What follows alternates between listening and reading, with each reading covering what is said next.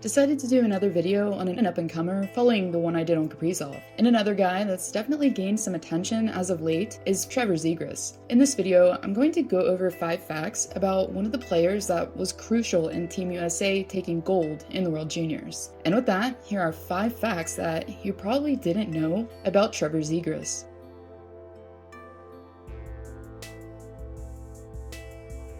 Growing up in Connecticut, So I actually grew up in Connecticut. Zegras naturally became endeared to the sport of hockey due to the fact that it was basically a family tradition. My dad was a big hockey player. His brother was also a hockey player, and I have 5 cousins who all played, he says. My brother played a little, not too much, but it kind of started in the driveway. We'd play street hockey. Ever since I was young, it was all I loved to do.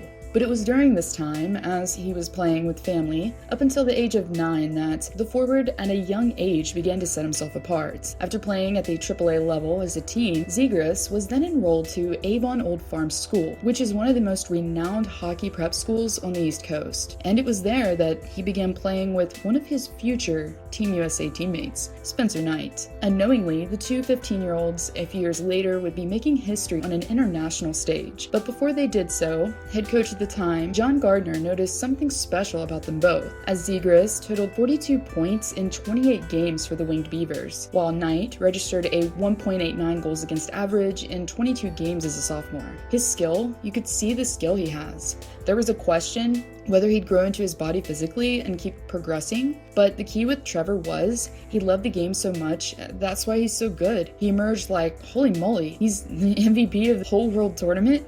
He's definitely the best 18, 19-year-old in the world. He's got a lot of confidence. They're both great kids, and I'm really happy for their success, Gardner says. It was great watching them at the World Juniors.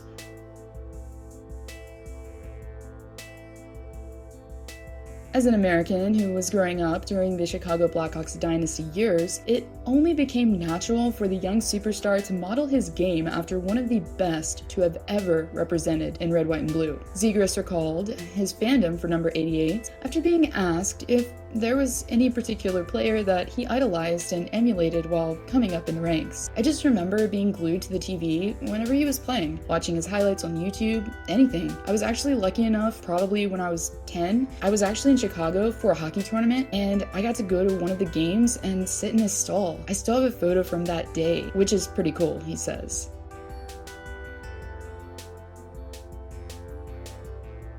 Starting out in the 2021 World Juniors, Trevor Zegras wasn't even looked at by head coach Scott Sandelin as a first or second line center, as he actually started playing on the 4th line at wing, which, knowing that he does possess an elite two-way game, would initially make sense as far as a penalty-killing role. But what the coach was about to learn is that the Ducks prospect had much more to offer once given the opportunity, as Zegras would go on to earn due recognition as the team's MVP and challenge Team USA's record for the career total in points. With 27 across 2 World Junior appearances, most impressively, Zegras, who tied record holder Jordon Schroeder, was able to achieve such a feat while playing fewer games as Schroeder, who reached the tally following 19 games played, while it took Zegras 7 fewer in 12.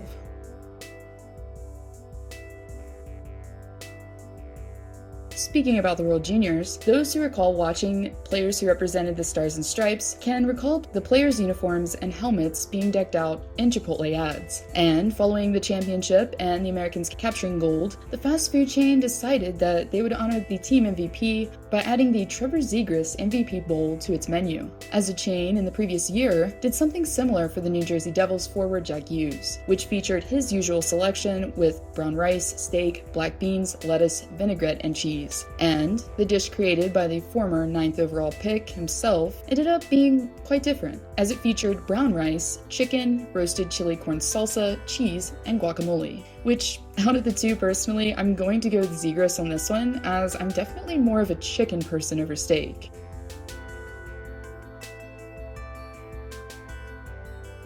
Besides the theatrics that took place between the whistles, and Team USA teammates treated viewers to an unofficial pregame show, as the pair began demonstrating some interesting warm-up routines before games and during practices that included watering each other down and flipping pucks into buckets. When asked about the unique routines, CAUFIELD replied with, yeah, that started with the program. We just decided to get something going. It was fun. We usually get the trainers involved too, but that didn't happen last game. But we'll get back to that," he says.